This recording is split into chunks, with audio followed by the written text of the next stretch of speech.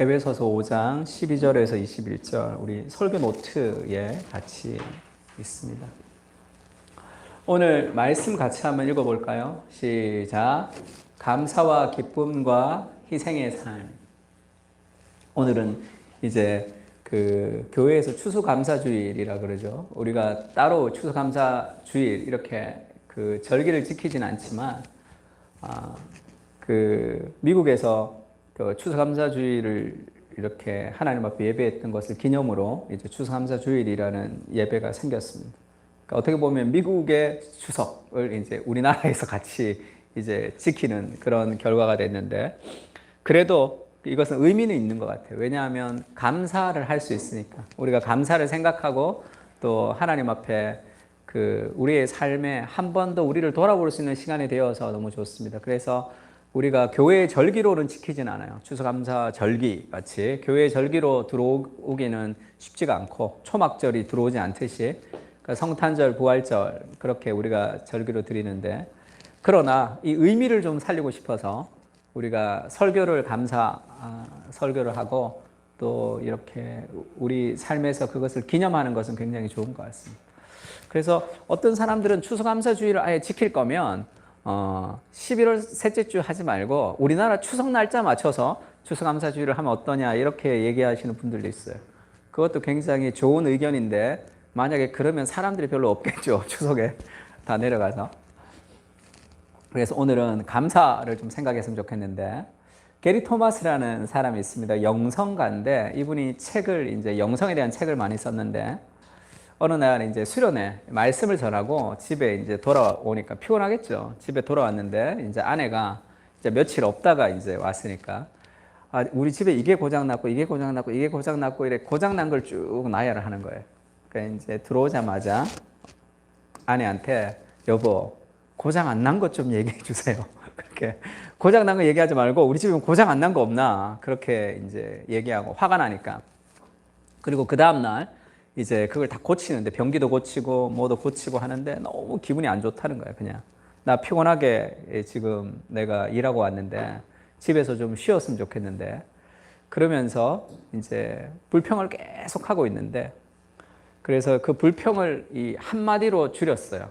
많은 불평을 나라고 줄였어. 딱 자기 얘기하는 거, 자기, 내가 쉬고 싶고 자기 나 이렇게 얘기를 쭉 했어. 그러다가 하나님이 어떤 생각을 딱 주셨는데, 이 신혼 때 집이 없어서 막 고생하다가 그 집을 계약하게 되던 그날, 그전에는 또 막 너무 좁은 집에서 막 살았거든요. 아기도 태어나고. 그랬을 때 그 집에서 엄청나게 자기 아내랑 감사하며 기뻐했던 그날의 생각이 딱 떠올랐던 거예요.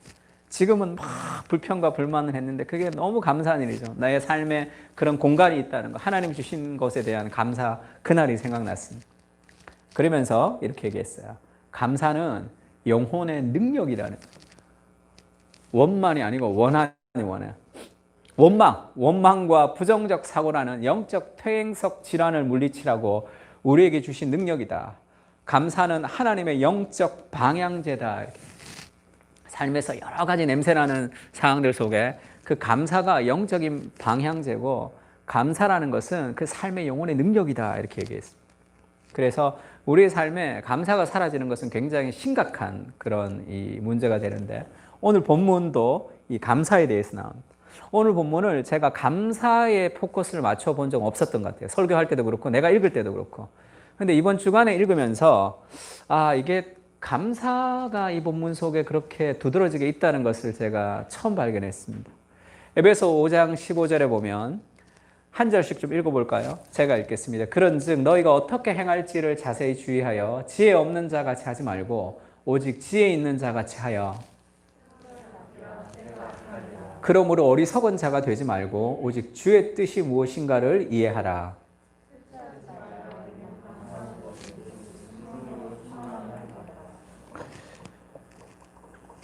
시와 찬송과 신령한 노래로 서로 화답하며 너희의 마음으로 주께 노래하며 찬송하며 우리 주 예수 그리스도의 이름으로 감사하며. 같이 읽을까요? 시작. 그리스도를 경외함으로 피차 복종하라.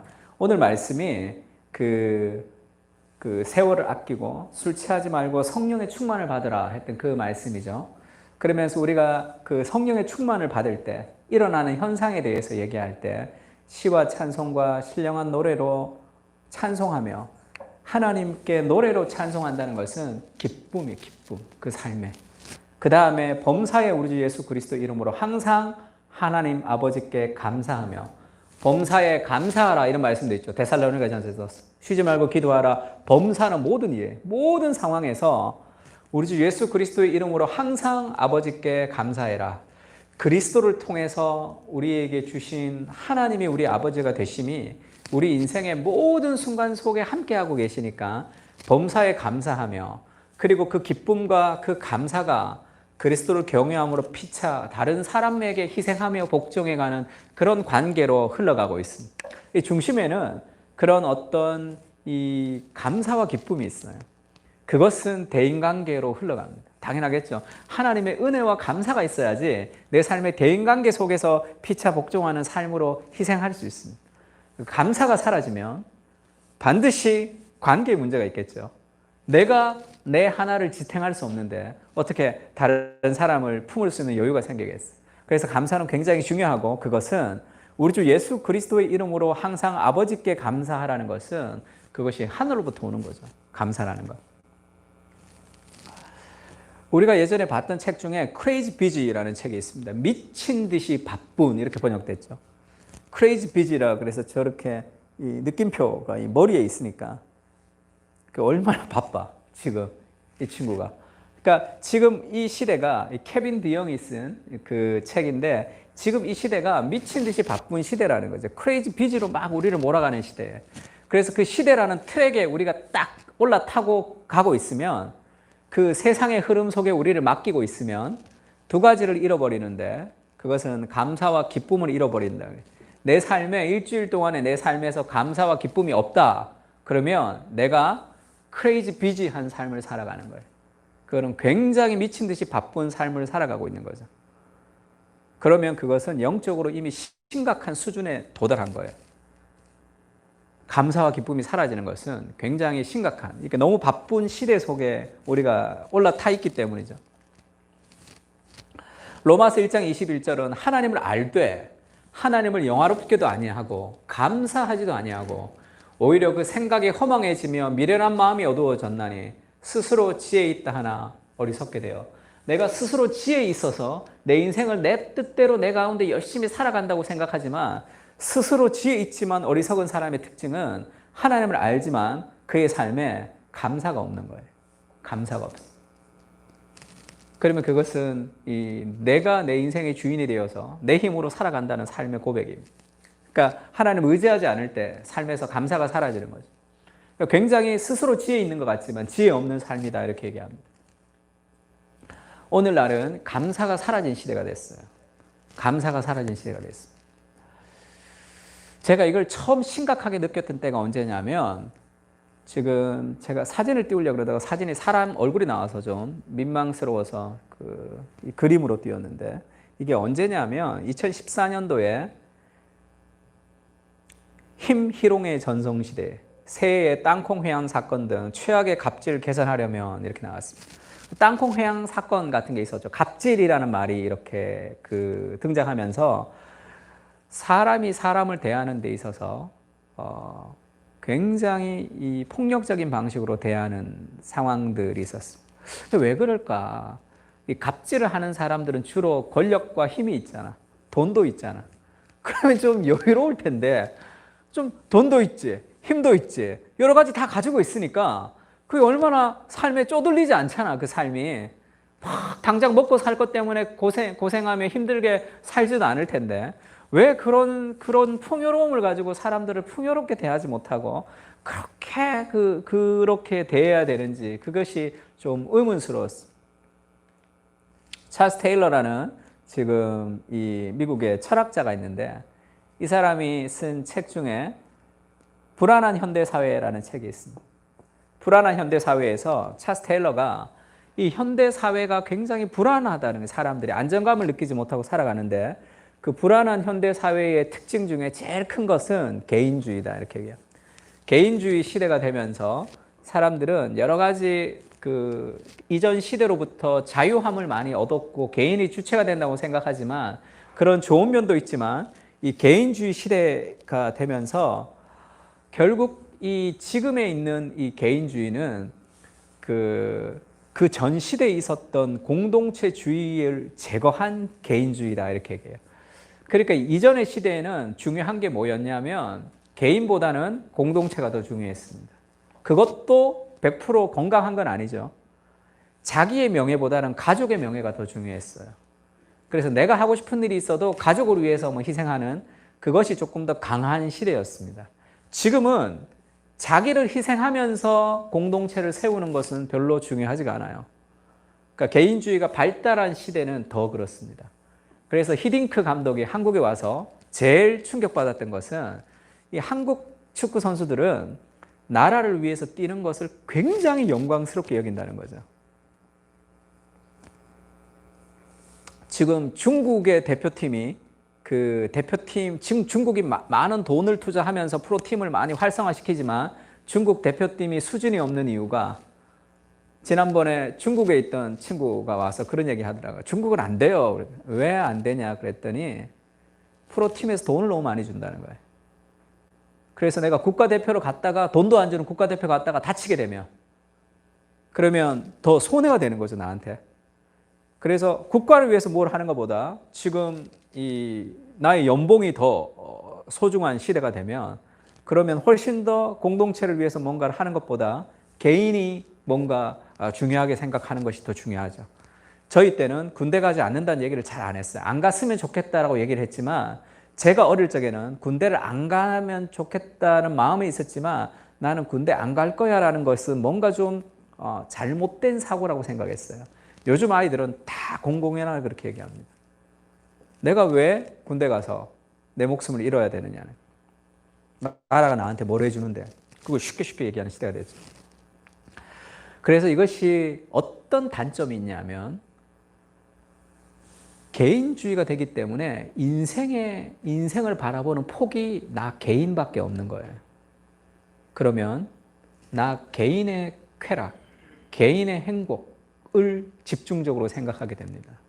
그러면 인생의 의미가 축소된다는 거죠. 우리 인생이란 것이 나 혼자 떨어져 살아가는 삶이 아니잖아요.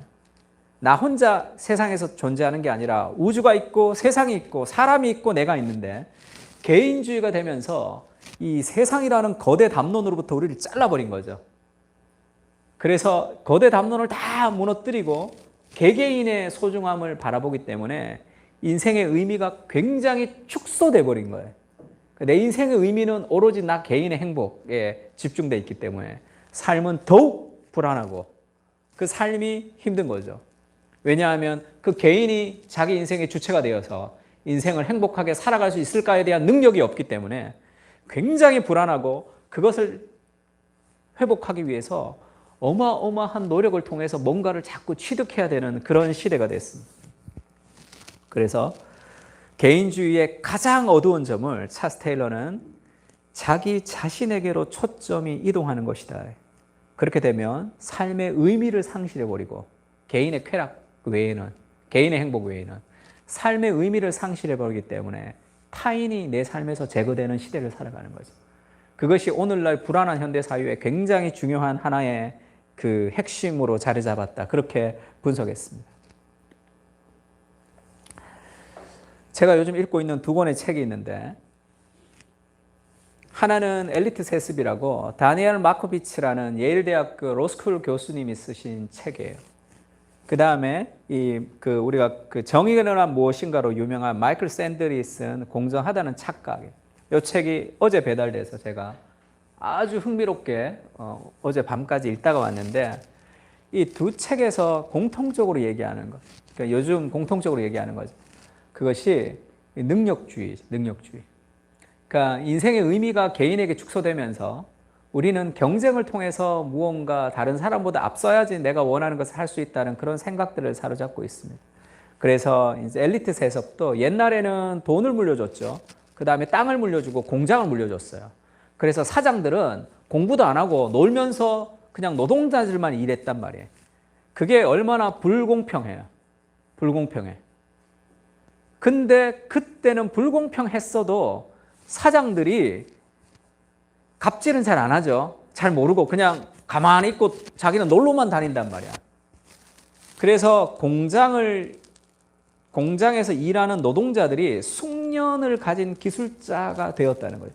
숙련을 가진 기술자가 되어서 그 기술자들이 많이 배출됐고, 그 다음에 그 위에 있는 사람들은 그냥 놀고 먹는 그런 불평등이 있었어요. 근데 요즘은 땅을 물려주거나 돈을 물려주진 않아요. 요즘은 능력을 물려줍니다. 그 삶의 엘리트가 될 수 있도록 어린 시절부터 초특급 교육을 막 시켜줘. 전과목 과외부터 우리가 스카이캐슬 같은 그런 드라마 볼 때 코디네이트 붙여서 그렇게 어린 시절부터 그렇게 엘리트를 세습을 시켜서 사람을 능력 있는 사람으로 만드는 거죠. 그래서 하버드, 예일, 그 다음에 아이비리그에 그 아버지 엄마의 재력과 그 아버지 엄마의 위치와 권력이 좋지 않은 사람들이 들어가는 퍼센테이지는 현저히 떨어지는 거예요. 이게 더 큰 불공평을 만든다는 거죠. 왜냐하면 옛날에는 사장들은 놀고 먹으면서 노동자들은 노동의 기술들이 발전됐는데, 지금은 사장들이 제일 똑똑하고 제일 실력 있고 슈퍼 엘리트가 되기 때문에 그 사람이 어마어마한 부와 능력을 다 가지는 거예요. 그 다음에 중산층이 사라지고 다 이 하층, 이 불공평이 더욱더 이렇게 확대되는 시대가 된다는 거죠. 근데 문제가 뭐냐 하면 마이클 샌델이 얘기하듯이 그것이 공정하다고 생각하는 거예요. 노력을 통해서 개인이 능력을 가져서 더 많이 취득하는 그것을 괜찮다, 당연하다고 생각하는 거죠. 공부를 열심히 해서 좋은 대학에 가서 좋은 성적을 받아서 좋은 직장에 가서 돈 많이 버는 거, 공부를 잘 못한 사람이 좋지 못한 대학에 가서 좋지 못한 직장을 가져가 돈을 적게 버는 거, 그것이 개인의 능력으로 돌리는 그 사회가 공정하다고 생각하는 거죠. 그것은 어마어마하게 불공정하다는 거죠. 어마어마하게 불공평하고 불공정한데 오늘날의 젊은 사람들은 그것을 공정하다고 생각하는 착각, 능력주의는 모두에게 같은 기회를 제공하는 거, 이게 더욱더 심각한 불공평을 만드는 거죠. 근데 그것을 불공평하다고 생각하지 않기 때문에 내가 노력해서 내가 얻은 것이라고 생각하는 거죠. 그래서 그 차이는 더 커집니다. 차이는 더 커지고 사람이 사람을 무시하는 일들이 더 많이 생기는 거죠. 왜냐하면 이 시대는 능력주의, 물질주의, 우리의 세계관이 물질주의와 능력주의, 그러면 모든 것이 다 통용이 되는 시대죠. 그래서 거기에 개인을 몰입하며 살아가는 거예요. 거기에 우리를 던지며 살아가죠. 그러니 얼마나 바빠.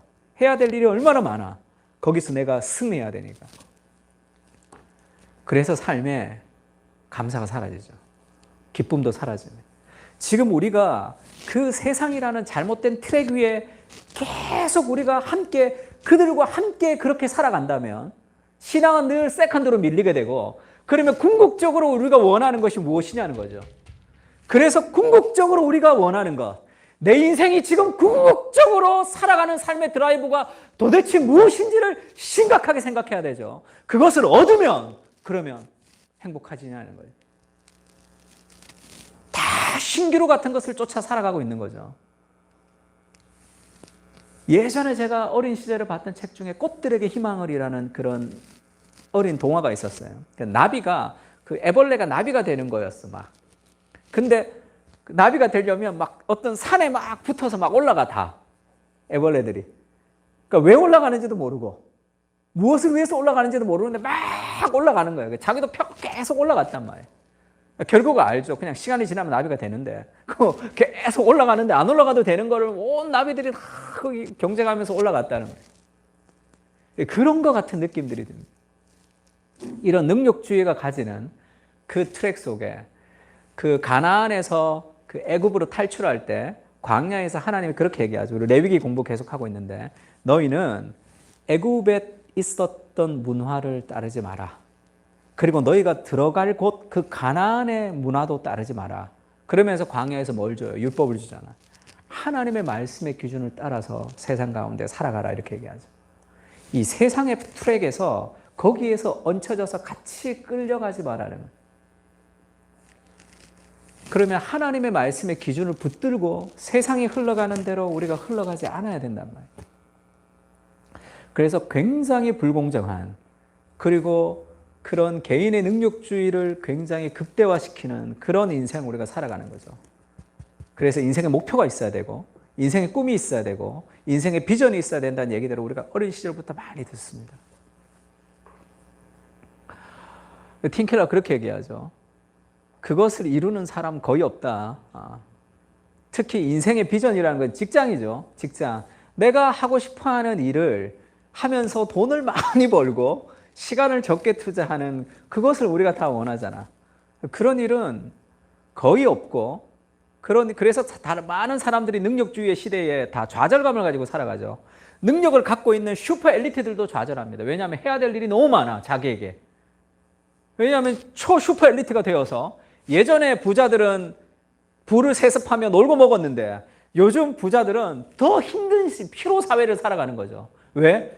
능력이 많으니까. 자기에게 해야 될 게 많죠. 한 명이 10,000명을 먹여 살리는 시대가 됐으니까 어마어마한 스트레스 속에 압축적으로 살아가야 되고, 나머지 사람들은 중간층이 사라지고 하층민들만 있는 그런 이 완전히 불공정한 사회 속에서 우리가 살아가고 있단 말이에요.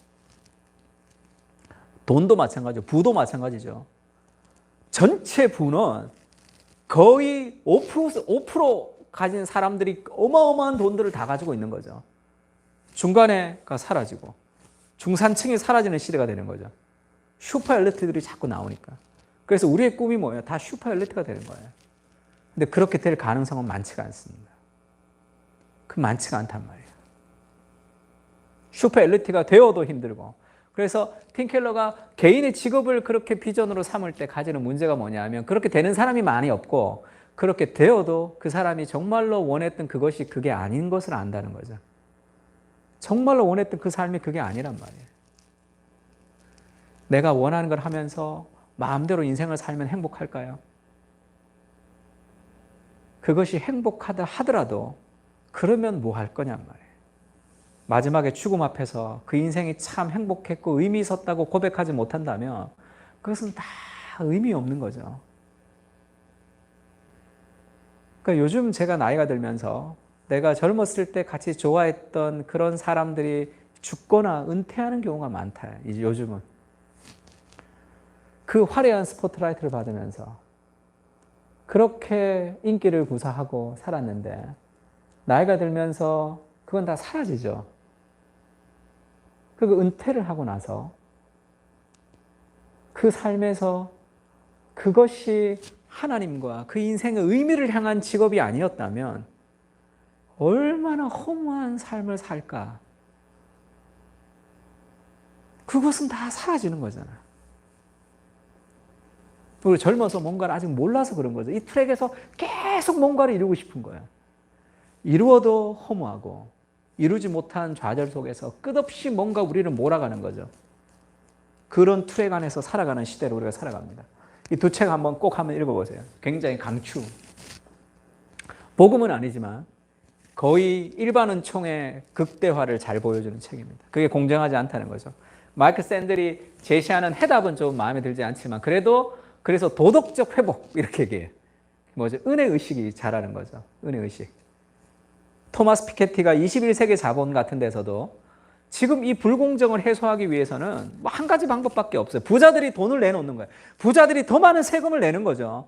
그래야지 지금 이 자본주의라는 이 이상한 제도 속에서 그나마 사람들이 살아갈 수 있는 거. 이것을 내 것이라고 생각하면 그렇게 할 수 없습니다. 그러니까 우리가 이 세대 속에서 그렇게 이 트랙에서 달려가기 때문에 우리 삶에 감사가 사라지는 시대를 살아갈 수밖에 없죠. 하나님이 아닌 그 무엇. 그래서 우리가 그 공부할 때, 제자훈련 공부할 때 내가 만든 신이라는 책을 공부했어요. 틴켈러가 쓴 책. 그리고 그게 데이비드 폴리슨이 만든 데이비드 폴리슨이 이전에 고전의 자료를 읽고 새롭게 죄에 대해서 새롭게 이렇게 표현했던 것이 우상이라는 것이. 근데 그 우상 볼 때 우리가 보면서 깜짝깜짝 놀랐던 게 뭐예요? 돈, 사랑, 성공, 인기, 명예, 이 많은 것들이 결국 우리가 살아가는 인생의 목적이죠. 대부분의 사람들이. 대부분이 살아가는 인생의 목적이 그게 다 우상이다 이렇게 얘기하잖아. 그러니까 그걸 바꿔야 된다 이렇게 얘기하는 거죠. 그 트랙에서 계속 있지 말고 그 트랙에서 내려오라는 거죠. 새로운 판, 새로운 것을 가지고 살아가라 이렇게 얘기합니다. 그래서 우리는 늘 인생의 목적, 인생의 비전 그거를 늘 이제 주입식으로 받았어요. 왜 인생의 비전, 왜 인생의 의미, 왜 인생에 대해서 그렇게 우리가 주입식으로 교육을 받아야 되냐 하면 삶의 거대 담론으로부터 우리가 떨어져 버렸거든. 하나님으로부터 우리가 멀어져 버렸단 말이에요.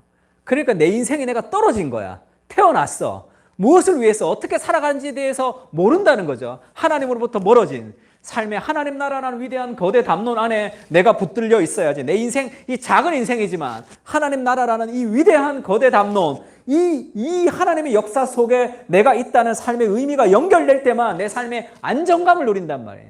내가 태어나 있는 삶의 의미와 삶의 목적을 하나님으로부터 찾기 때문에 삶의 안정감을 누리죠. 근데 그것이 떨어져 버렸으니까 내가 무엇을 위해서 살아가야 될 삶의 방향이 없단 말이에요. 그래서 사람들이 끊임없이 추구하는 것이 내가 무엇을 위해서 살아가야 될 삶의 방향이죠. 뭔가는 있어야 되니까, 드라이브가 있어야 되니까, 세상을 다스리며 살아가야 되는 하나님의 형상이 있으니까 그게 무엇이든지 채워넣어야 된단 말이에요. 그래서 대부분 너 뭐 될래? 그렇게 묻죠. 어린 시절에. 그럼 대부분이 우리의 꿈은 뭡니까? 우리 직업이죠. 나 과학자가 될래요. 나는 대통령이 될래요. 나는 뭐가 될래요. 그렇게 잘 생각해봐. 그게 되면 도대체 뭐가 되냐고. 그게 되면 뭐 이루어지는 게 있습니까? 그것이 되어도 그것이 중요하지 않다. 목사가 될래요. 그게 꿈이 목사가 되면 그러면 꿈이 끝나는 거예요. 목사다운 목사가 돼야 되잖아. 그것은 하나님으로부터 오는 삶의 연결이 없이 그 삶의 내용이 채워지지 못한단 말이에요. 그래서 늘 주입식으로 받았던 인생의 비전이라는 것, 그것을 위해서 우리가 트랙을 달려가는 인생을 살아가는 그 모든 것은 우리 삶의 개인주의와 이 능력주의와 이 세상의 방식이 우리를 계속 밀어붙인 거죠. 그것을 교회에서도 비전이라는 이름으로 그렇게 선포합니다. 영적으로 하나님 앞에 들어와서 제일 11조 많이 는 사람이 될 거야. 세상에서 뭐가 될 거야. 뭐가 될 거야 라는 영적인 탈을 쓰고 영적인 이름으로 포장해서 개인의 비전이라는 이름으로 그렇게 얘기하기도 하죠. 인생의 목적은 발견하는 거예요. 내가 찾는 게 아니고 인생의 목적은 이미 정해져 있습니다.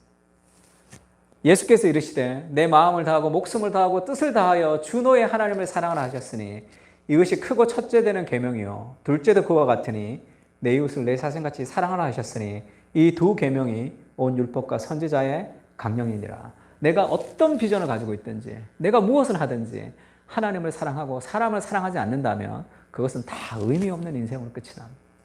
우리 인생의 더 궁극적 목적, 사람이 제일 가는 목적이 무엇입니까? 할 때 제일 되는 목적이라는 것은 가장 궁극적 목적이죠. 하나님을 영화롭게 하며 그분을 영원토록 즐거워하는 그 가장 큰 궁극적 목적으로 나가는 고울이 되는, 그게 고울이고 우리의 삶의 모든 것들은 거기에 포커스가 맞춰지는 거죠. 내가 어떤 직업을 가지든 내가 어떤 일을 하든 누구와 결혼하든 그것보다 더 중요한 것은 그 결혼과 직장과 내 인생이 거기로 향하고 있는지에 대한 그것이 우리 인생의 비전입니다. 이미 정해져 있는 삶의 비전이에요. 그것을 위해서 우리가 부름을 받았던 거예요. 그럼 우리 인생에서 정말 힘을 써야 되는 것은 하나님을 더욱더 사랑하고 내 이웃을 내 몸같이 사랑하는 것, 그것에 포커스가 되어 있는 거예요. 두 번째는 로마서 8장 28절에는 우리가 알거니와 하나님을 사랑하는 자, 그의 뜻대로 부르심을 입은 자들에게는 모든 것이 합력하여 선을 이루어야, 힘든 거 어려운 거 모든 것이 합력하여 선을 이룬다. 우리 인생이 그렇게 모든 것이 합력하여 선을 이루어서 결국은 무엇을 만들기를 원하느냐 하면 하나님이 미리 아신 자들을 또한 그 아들의 형상을 본받게 하기 위하여 미리 정하셨으니 이는 그로 많은 형제 중에서 맏아들이 되게 하려 하심이라.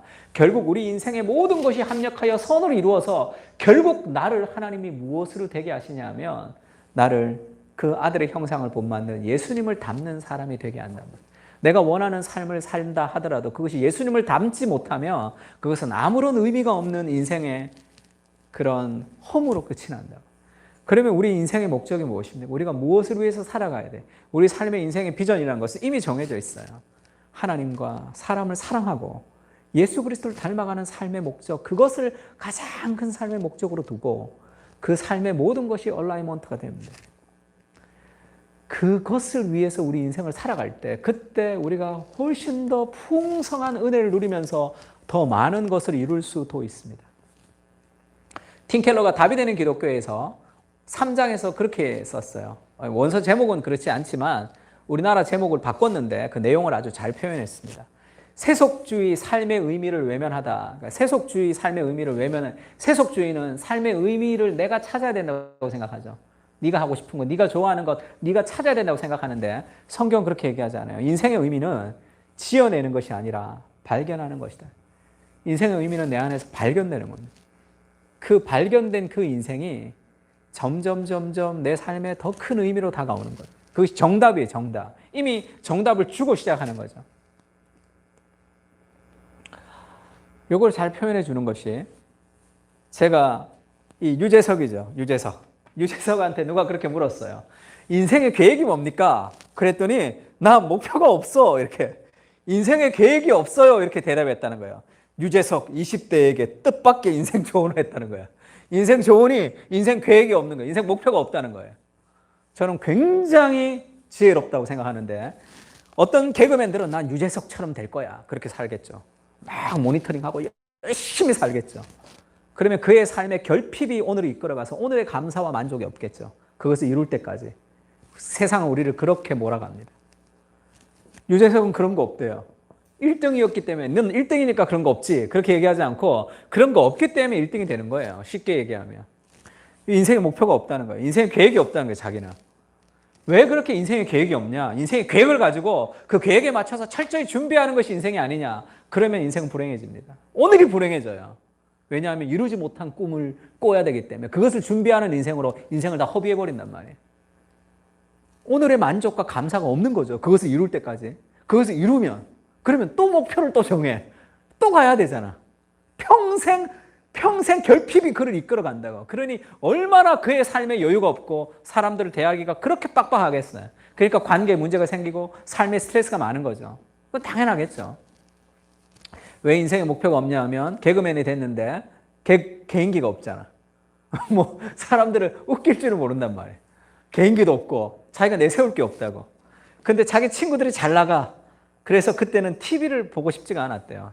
자기 동기들이 다 잘 나가는데, 방송국 연예도 연예인으로 잘 나가는 사람, 개그맨으로 잘 나가는 사람 TV를 못 봤대요. 자기가 너무 힘들어서 9년을 무명으로 지냈죠. 그때 울면서, 무신론자예요. 신앙이 없습니다. 울면서 기도했다는 거예요. 신이 계시면 제발 한 번만 나한테 기회를 주셔서 내가 잘 된다면 나는 절대 교만하지 않고 초심을 지키며 살겠습니다.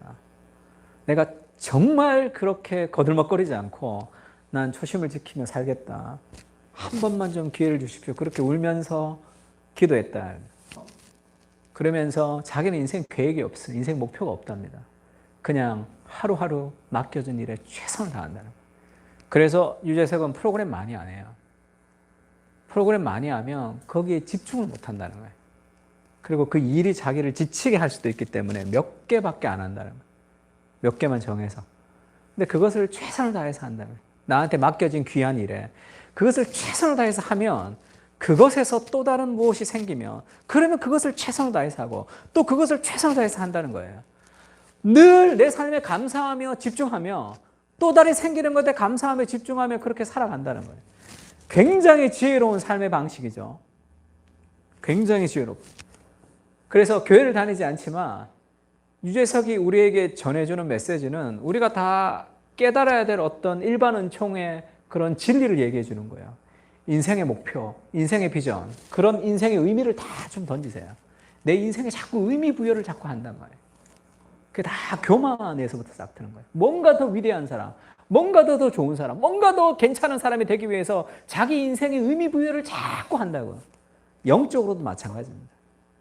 영적으로도 뭔가 자꾸 의미 부여해. 하나님으로부터 내가 뭔가 특별한 사람이 되는 것처럼. 그게 다 영혼의 헛바람이 든 사람들이 가지는 삶의 특징이죠. 인생에서 내가 점점점 사라지는 거예요. 내가 점점점 죽어지는 겁니다.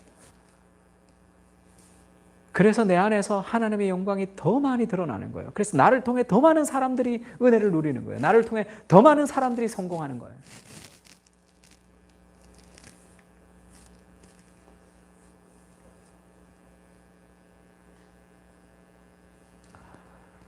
야고보서 4장 13절은 그렇게 얘기하죠. 들으라 너희 중에 말하기를 오늘이나 내일이나 우리가 어떤 도시에 가서 거기서 1년을 머물며 장사하여 이익을 보리라 하는 자들아 내일 일을 너희가 알지 못하는도다. 너희의 생명이 무엇이냐 너희는 잠깐 보이다 없어지는 안개니라. 내일이나 어떤 도시에 가서 1년을 머물며 장사하며 이익을 보리라. 그렇게 인생을 계획하고 막 살아가지만 너희가 내일 일을 알지 못하는도다. 너희의 생명이 무엇이냐 너희는 잠깐 보이다 없어지는 안개 같은 인생. 이거는 계획하지 말고 그냥 막 살아라는 뜻이 아니라 오늘 하루 내게 주신 잠시 왔다 사라지는 나는 내일 살아있을지 죽을지도 모르는 사람이잖아. 내 인생도 내가 내 마음대로 내 목숨도 내가 마음대로 못하는 연약한 인생이죠. 하나님이 주시는 호흡에 의지하며 살아갈 수밖에 없는 인생이 잠시 봤다 없어지는 삶의 안개 같은 인생인 것을 기억하며 하루하루 하나님 내게 주신 것들을 최선을 다하며 감사하며 살아갈 때 그때 삶에서 풍성한 하나님의 역사를 우리 삶에서 볼 수 있습니다.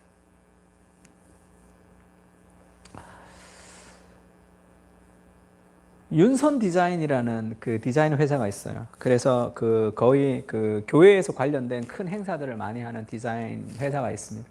정윤선이라는 대표가 있고 이분 밑에 한 10명 정도의 직원들이 있어요. 그 직원들이랑 뭐 MT 갔다 오는 것도 있고 그리고 이제 개척교회 지원도 많이 해줘요.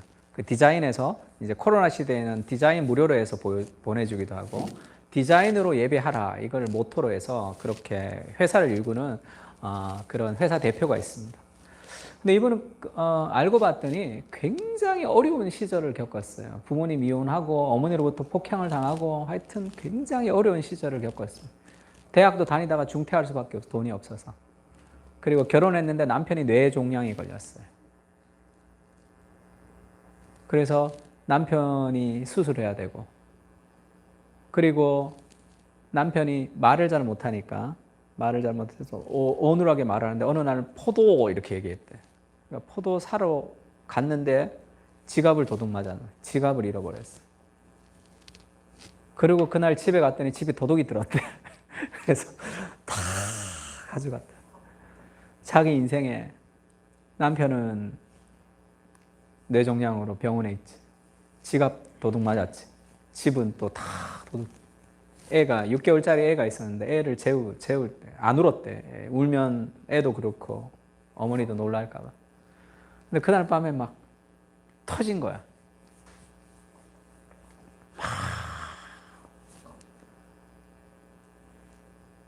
그러다가 하나님이 어떤 생각을 하나 탁 주셨는데 우리 남편이 뇌종양 걸렸던 그 병원에 오카노 목사님이 돌아가셨대요. 그 병실에서. 우리 남편은 죽진 않았구나. 또 어린이 병동에 갔더니 그 아이들 그 죽은 장례하는 그 엄마들 왔다 갔다 했는데 우리 아이는 아직 6개월이지만 살아있거나 그게 감사하다 일단 먼저 그런 생각이 들었다는 거예요. 그 다음에 내 손가락 이렇게 있는 게 감사하구나 이런 생각이 들었다가 이게 다 내게 아니구나 이런 생각이 들었다는 거예요. 나는 흙으로부터 왔는데 흙으로부터 와서 흙으로 가는 존재인데 이것도 다 내게 아니고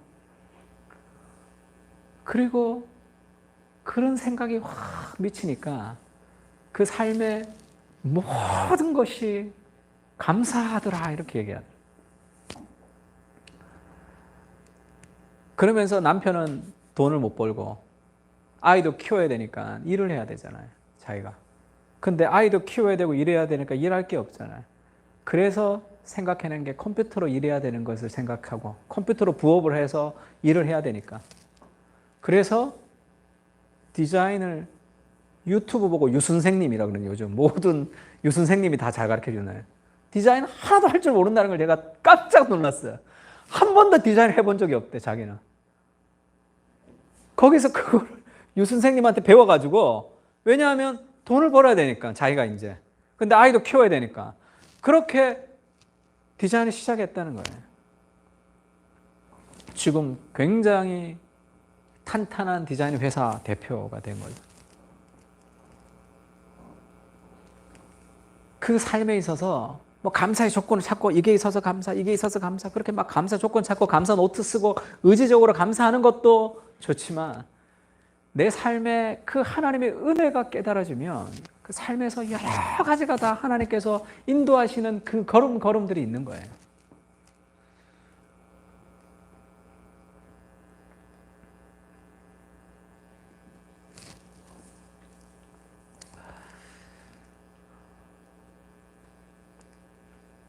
요셉도 마찬가지죠. 요셉도 자기 형님이 자기를 죽이려고 했던 그 불우한 가정에서 자랐습니다. 그리고 보디발의 집에 가서 오해를 받았고 감옥에 갔죠. 감옥에 갇히고 얼마나 어려운 환경 속에 있었어요. 근데 그가 했던 것은 하루하루 하나님 앞에 형통하며 최선을 다했던 삶이에요. 그래서 자기는 몰랐지만 보디발의 집에서 그 집안의 관리를 최선을 다해서 한 거죠. 그냥 오해를 받아서 감옥에 갔으니까, 감옥에 갔을 때는 집안 관리하던 그 재정 집사 했으니까 감옥을 관리했던 거죠. 그래서 결국 한 나라를 관리하죠. 총리가 됐답니다. 늘 자기 하던 일을 하는 거예요. 그냥 늘 자기가 하던 일에 최선을 다해서 했을 때 그것을 통해서 하나님이 하나씩 길을 열어주시는 거죠. 오늘의 삶에 감사하며 불평과 불만 속에서 내 인생이 왜 이렇게 되는지 그렇게 삶을 살지 않았단 말이에요. 팀 켈러도 어제 칼럼을 하나 냈는데, 신학생들이 작은 교회로 가서 목회하는 게 좋다. 처음에 여러 가지를 배울 수 있으니까 신방도 하고 그리고 그 장례도 하고 큰 교회 가서 사역하지 말고, 그러나 그것을 자기의 목회의 준비라고 생각하면 안 된다는 거예요. 내가 나중에 목회를 하기 위해서 이것을 잘 준비하는 준비가 아니라 오늘 내 앞에 있는 한 사람 한 사람을 사랑하고 최선을 다하는 그 삶을 살 때 그것이 하나님 앞에 징검다리가 된다, 이렇게 얘기했습니다.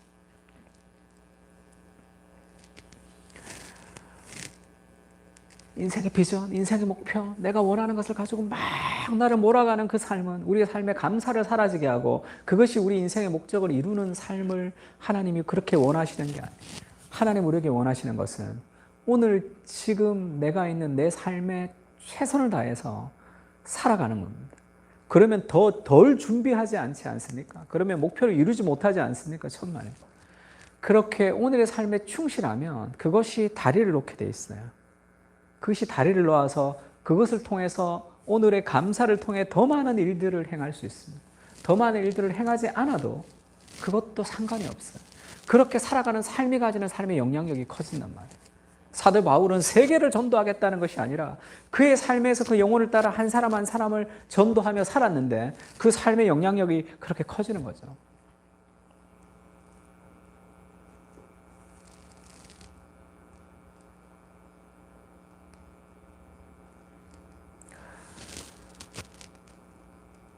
내게 맡겨진 오늘의 삶에 감사하며 하나님의 은혜 가운데 최선을 다하는 것, 하나님을 사랑하고 사람을 사랑하는 그 일에 오늘을 내가 던지는 것, 그것은 더 많은 역사들을 이룰 수가 있어요. 더 많은 것들을 이룰 수 있습니다.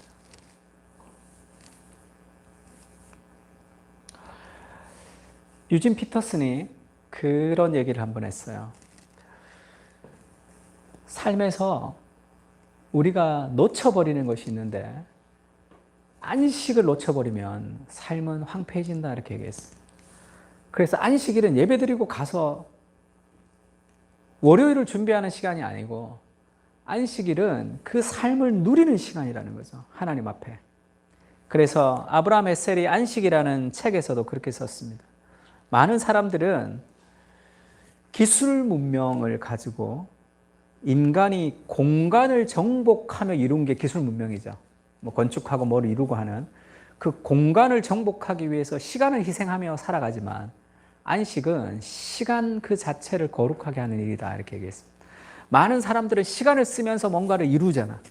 시간을 허비하면서 뭔가 공간을 이루려고 노력하지만 안식은 반대예요. 시간 그 자체를 거룩하게 만드는 것이다, 이렇게 얘기했습니다. 어떻게 시간을 거룩하게 만드는 것이냐. 조지 맥도날드가, C.S. 루이스의 스승인 조지 맥도날드가 이런 얘기도 한번 했습니다. 잠자는 것이라는 것은 우리가 깨어 있을 때 주지 못할 도움을 하나님 우리에게 주기 위해서 고안하신 것이다, 이렇게 얘기했습니다. 잠잘 때는 깨어 있을 때 우리에게 주지 못한 것을 하나님 우리에게 주시는 거예요. 그것이 하나님 우리에게 주신 잠입니다. 잠도 줄여야 돼. 인생의 목적을 이루기 위해서. 잠도 줄이고 뭐도 줄이고 그렇게 뭔가를 그렇게 쫓기듯이 살아가는 삶이 하나님 우리에게 원하는 삶이 아니란 말이에요. 그것은 내가 모든 것을 많은 것을 이룰 수 있다는 삶의 교만 때문에 생기는 일입니다. 바쁜 것도. 안식을 누리라 이렇게 얘기하면서 유진 피터슨이 그렇게 얘기해요. 안식에는 두 가지 요소가 있는데 그것은 놀이라는 거예요. 놀이 첫 번째는. 두 번째는 기도입니다. 기도와 놀이가 함께 있는 것이다. 그렇게 얘기하면서 자기는 그렇게 안식일을 보낸대요. 자기는 목회자니까 월요일 날 자기가 안식을 보내는데 자기 아내와 함께 동참한다. 함께 점심을 준비하고 배낭을 메고 안경을 챙기고 차를 타고 가서 좀 걷기도 한다는 거예요. 그리고 걷기 전에 같이 좀 기도한대요. 시편을 읽고 같이 기도하고 둘이가 떨어져서 그냥 한두 시간 산책하거나 걷는다는 거예요. 그냥 말하지 않고 침묵 속에서 그냥 자기를 비우고 개방한다는 거죠. 그러면서 이렇게 썼습니다. 제가 한번 읽어드릴게요. 우리는 침묵 속에 들어가 점심을 먹기 위해 멈출 때까지 2-3시간 동안 아무 말도 하지 않고 한가로이 걷고 자기를 비우며 그곳에 있는 것들에게 우리 자신을 개방한다. 고사리, 꽃향기, 새소리, 툭 튀어나온 화강암, 참나무와 플라타너스, 비, 눈, 진눈깨비, 바람 등이 우리와 함께한다. 태양이나 우리의 위가 점심시간을 가르쳐 주면 우리는 샌드위치와 과일을 먹으면서 함께 감사기도를 드리고 그 다음부터는 또 아내와 대화를 한다는 거예요. 자유롭게 대화를 하는 풍경과 관찰했던 것을 느끼고 그것을 나누는 거죠. 마음에 떠오른 것들을 다 대화한다.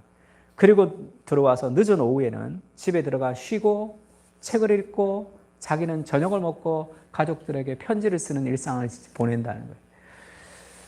그래서 늘 얘기하죠. 우리는 늘 지하철을 타고 걸어가면서도 뭘 꽂아야 돼. 뭘 자꾸 정보를 들어야 돼. 그 자체를 느끼고 누리지는 못하는 거죠.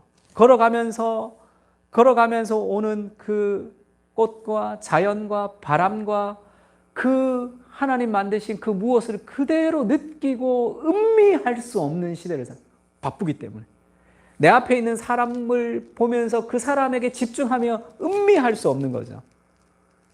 그것이 삶의 안식을 주는 거죠. 그 삶에 내 삶을 풍성하게 만듭니다.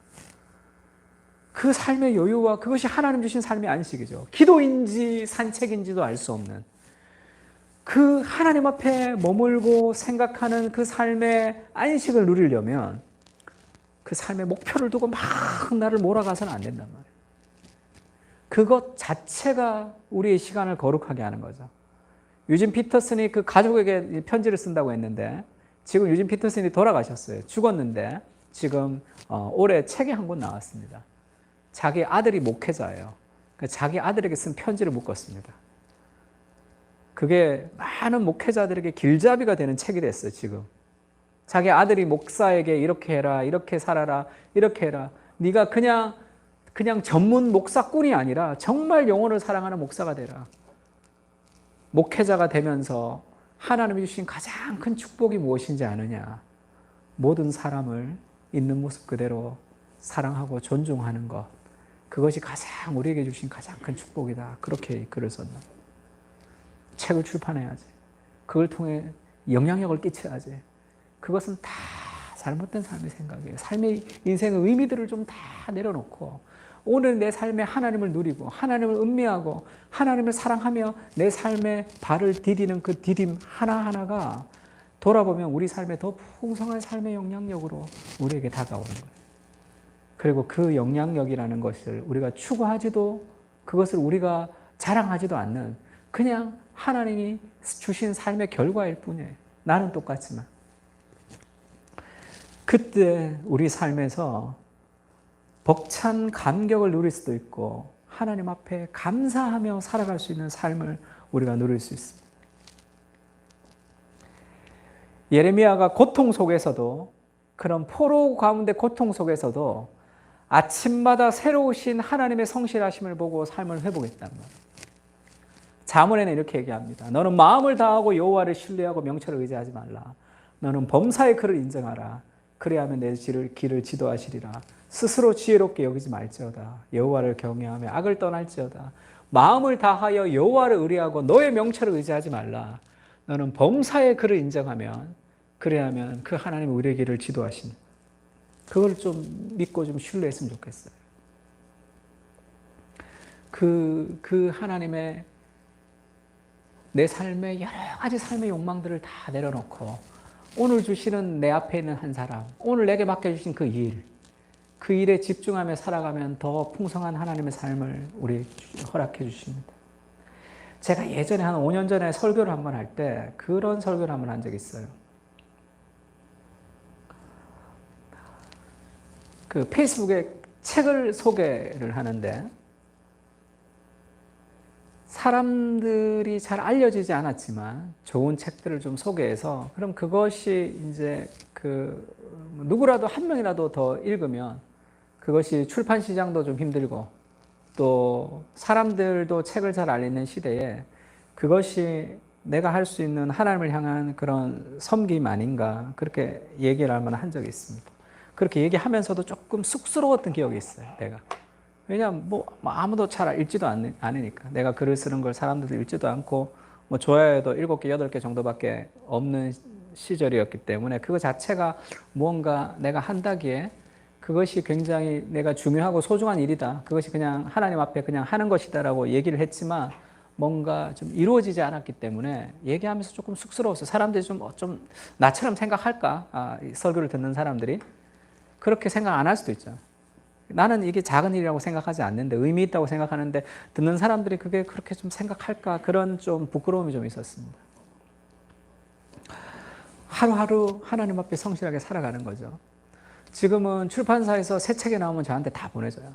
좀 그것이 저는 행복합니다. 돈 주고 내가 안 사도 되는 그런 책들이 있으니까 그것이 좋고 그리고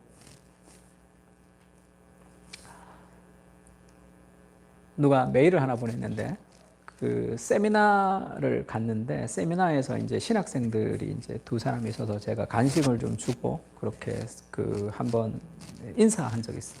인사한 적이 있는데 이제 그 메일이 왔어요. 자기는 고상섭 목사라고 자기는 글로만 봤다. TGC에서 목사님이 소개하던 글로만 봐서 내가 목사님이 누군지 잘 몰랐는데 자기를 챙겨줘서 굉장히 감동을 받았다. 그런 메일을 받았습니다. 근데 그 사람의 입장에서는 그 사람이 굉장히 좋은 얘기를 나한테 해준 거지만 본인의 입장에서는 이렇게 글도 쓰고 유명한 사람이 나한테 이렇게 무명의 사람한테 잘해준 거에 대해서 감사를 표현했단 말이에요.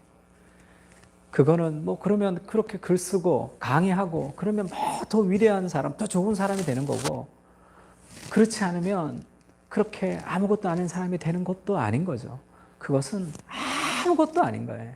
그것이 더 큰 내 삶의 지금 내가 이렇게 무명일 때 내가 이렇게 했는데 지금 이렇게 돼서 내가 더 많이 해줘서 하나님이 나와 함께 하셔서 이것이 영광스럽게 되었다. 그것도 아니라고. 그거는 큰 의미가 없는 거예요. 그건 그냥 따라오는 거예요. 오면 오는 거고 말면 마는 거예요. 나는 나의 일을 하는 거죠. 나의 일을 걸어가는 거예요. 하루하루 맡겨진 삶의 목적을 하는 거예요. 한 사람 한 사람에게 집중하며 그냥 살아가는 겁니다. 그러면 그 삶에서 하나님이 뭔가 기회를 주시면 그것을 가지고 걸어가면 되는 거예요. 그 삶, 그것이 우리의 삶에 늘 감사가 넘치는 삶이 되는 거죠. 부족한 인생에게 역사하시는 하나님이 주시는 삶의 감사를 우리가 누린단 말이에요. 오늘도 TGC 여러분 카톡을 받는 사람이 있으면 오늘도 클릭을 하면 북 리뷰 제게 오늘 나왔어요. 그리고 2월 달부터는 목회와 신학에서 일반 서적을 읽고 기독교적 방식으로 해석하면서 좀 글을 좀 기고해 달라 그랬어요. 제가 한다 그랬어요. 책 공짜로 사준다. 내가 책을 사면 그걸 책값도 준다 그러더라고요.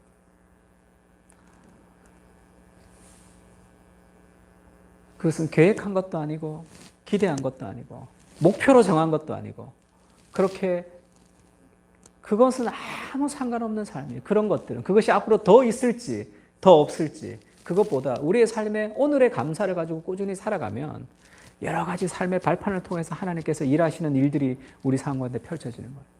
그러면 늘 감사하고 늘 은혜를 누리면서 그리고 내가 생각하지 못했던 일들을 행하면서 하나님 앞에 살아갈 수 있는 우리 삶의 인생의 목적을 다 버려버리고 하나님을 사랑하고 사람을 사랑하는 그 오늘의 삶에 충실하게 살아갈 때 그때 우리의 삶에 감사가 넘치는 거예요. 그런 은혜가 우리에게 있었으면 좋겠습니다. 한번 기도할까요? 우리의 삶 속에서 감사가 넘치지 못하는 삶을 살아가는 시대를 우리가 살아갑니다. 하나님, 오늘의 내게 주신 삶에 하나님의 은혜에 집중하며 살아갈 수 있게 해달라고 하나님의 마음으로 우리에게 허락해달라고 그렇게 한번 기도했으면 좋겠습니다. 주님, 우리가 흔들리는 트랙 속에 우리가 능력주의 속에 개인주의 속에 우리가 빠져 있어서 우리가 그렇게 살아가는 건 아닙니까? 감사도 없이 하나님을 잊어버리고 살아가는 삶의 어떤 또 다른 드라이브 속에서 우리가 흔들리며 살아가는 것은 아닙니까? 하나님의 은혜와 오늘 주신 내 삶에 최선을 다하며 살아갈 수 있게 해달라고 같이 한번 기도했으면 좋겠습니다. 기도하겠습니다. 주님, 우리의 삶에서 하나님께서 하나님의 은혜를 보여주시고 우리의 삶에 하나님께서 역사하시는 마음을 가지고 살아갈 수 있도록 주님 도와주십시오. 아버지 하나님, 우리의 마음에 주께서 도와주시고 풍성하신 하나님의 마음을 가지고 살 수 있도록 주님 도와주시옵소서. 우리 영혼들 하나님께서 아버지 주님 도와주시고 아버지께서 도와주시옵소서. 풍성한 하나님의 마음을 가지고 살아갈 수 있도록 주님 도와주시옵소서. 우리 영혼들 함께 살아갈 수 있도록 주님 도와주시고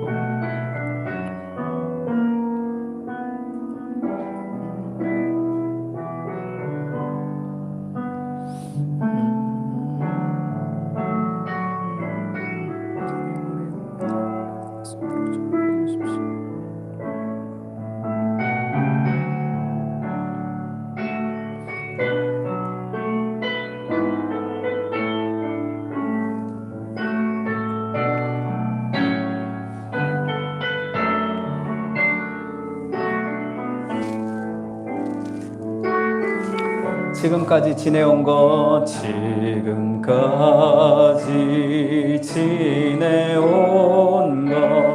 주의 크신 은혜라 한이 없는 주의 사랑 어찌 이루 말하랴 자나깨나 주의 손이 항상 살펴주시고 모든 일을 주 안에서 형통하게 하시네. 몸도 맘도 연약하나 새 힘보다 살았네. 물 붓듯이 부으시는 주의 은혜 족하다. 사랑 없는 거리에나 험한 산길 헤맬 때 주의 손을 굳게 잡고 찬송하며 지금까지 지내온 것 지금까지 지내온 것 주의 크신 은혜라 한이 없는 주의 사랑 어찌 이루 말하랴 자나깨나 주의 손이 항상 살펴주시고 모든 일을 주 안에서 형통하게 하시네. 같이 한번 기도할까요? 우리 말씀을 좀 생각하면서 하나님 앞에 우리의 삶을 좀 드립니다. 우리의 삶에 하나님께서 좀 은혜를 베풀어 주십시오. 그리고 이때까지는 우리가 내 삶의 인생의 목표, 그런 꿈, 그런 것을 이루기 위해서 내 인생을 막 이렇게 영끌이라고 그러는데, 영혼까지 끌어모아서 막 갈아넣는 그런 인생을 살았으면 그런 인생 아니라 안식을 누리며 하나님을 맛보며 음미하며 오늘 하루 최선을 다하는 그런 삶을 살기를 원하고, 그런 삶을 살면 우리가 생각했던 인생보다 더 많은 것을 하나님께서 이루게 하실 거예요. 그게 이 하나님 주시는 삶의 인생입니다. 우리의 삶을 좀 드린다는 마음으로 다 같이 한번 일어나서 한번 기도할까요? 기도하고 제가 기도하고 축도하고 그렇게 마치면 좋겠습니다. 하나님, 우리 인생을 드립니다. 우리를 받아주시고 하루하루에 하나님을 누리며 살아갈 수 있게 해달라고, 감사와 기쁨과 희생이 있는 그러한 삶을 살게 해달라고 같이 한번 기도했으면 좋겠습니다. 기도합시다.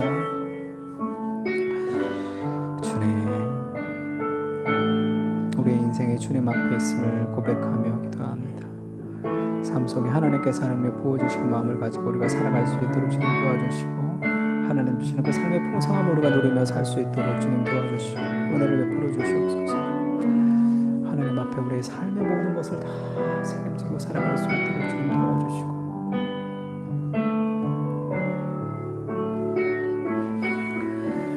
주님, 우리의 삶을 드립니다. 우리의 시간과 우리의 영혼과 우리의 모든 것을 주께 드립니다. 주께서 아름답게 받아주시고 향기로운 제물로 사용해 주십시오.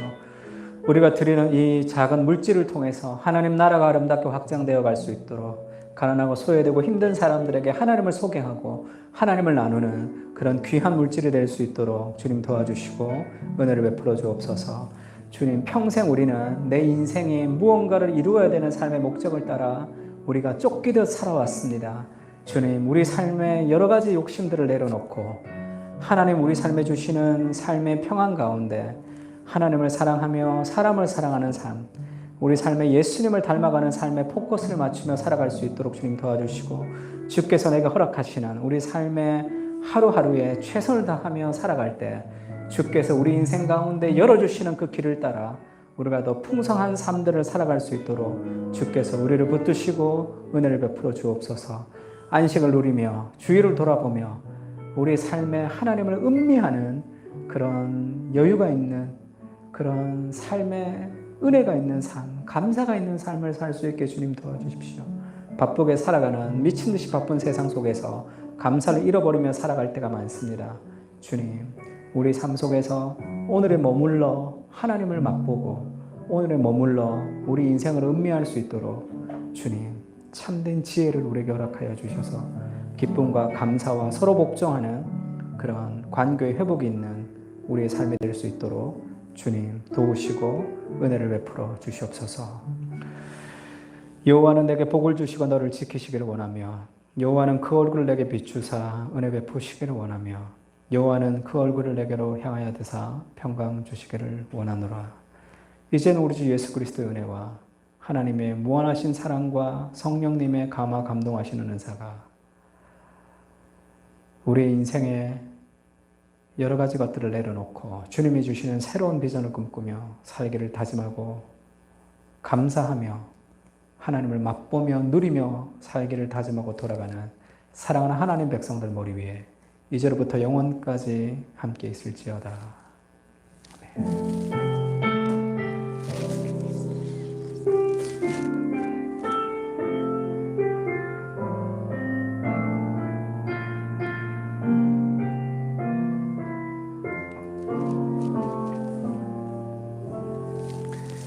네, 수고했습니다. 예배 마쳤습니다.